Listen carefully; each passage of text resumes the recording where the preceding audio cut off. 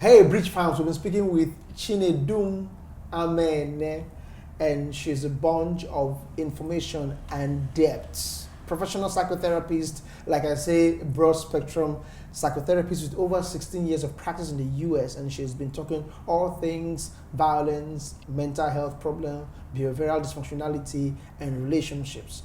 And I want to ask you this. Can we draw a thin line between being an empathetic partner and being an enabler of bad behavior? Because some people think that empathy means you stick with somebody when they are being apparently unreasonable. Where do we draw the line between being empathetic, being patient, and not enabling somebody else's bad behavior? Okay, so patience and empathy is you understanding where this person is coming from. Like I want to give an example of the example you gave about someone that has come from a marriage to a new marriage and bringing some of those hurts. And you're being empathetic, understanding where they came from, but at the same time, you're able to say to them the truth in love. Because that's what the Bible says, you say things in love.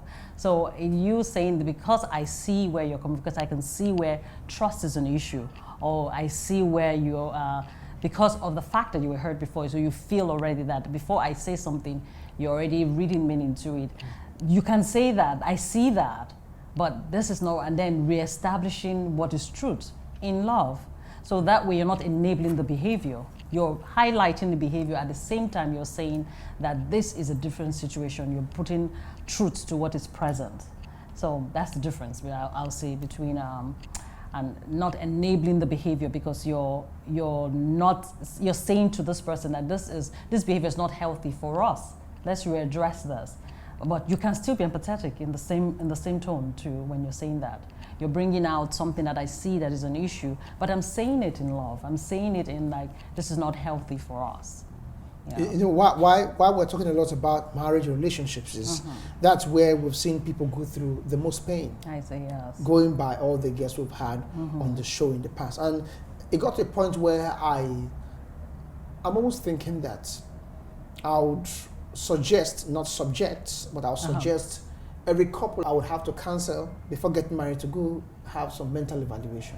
Yeah. Is it extreme? No, it's not. In terms of mental evaluation, you're talking about go to therapy to process self. Therapy, yes. Let's even know who you are. Yes. Like I think I'll even go have some toxicological tests. Have you been abusing substances? And some people get married and the young lady or young man thought they were marrying a different person and all. I want to say normal person, but I don't want to be. And that's what they say about the courting process and the dating process. We skip that a lot.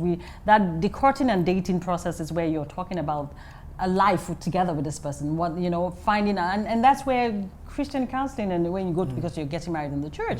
And I think the church should have a place where there's marriage counseling, where the two people talk about themselves, their past, their dreams, what they themselves of life, who they are, I'm sure in the dating process you're like, oh, when I was in school, you're talking about, you see how they handle situations when things are stressful, when things don't work their way, because how they handle it then is how they're going to handle it later on in life. So we skip all that, and we don't, in the dating process is meaningful conversations, like not just scenarios of things that, okay, what if this will happen? You're talking about life and in situations where they tell you where they have been or what they've happened to them and how they handled it.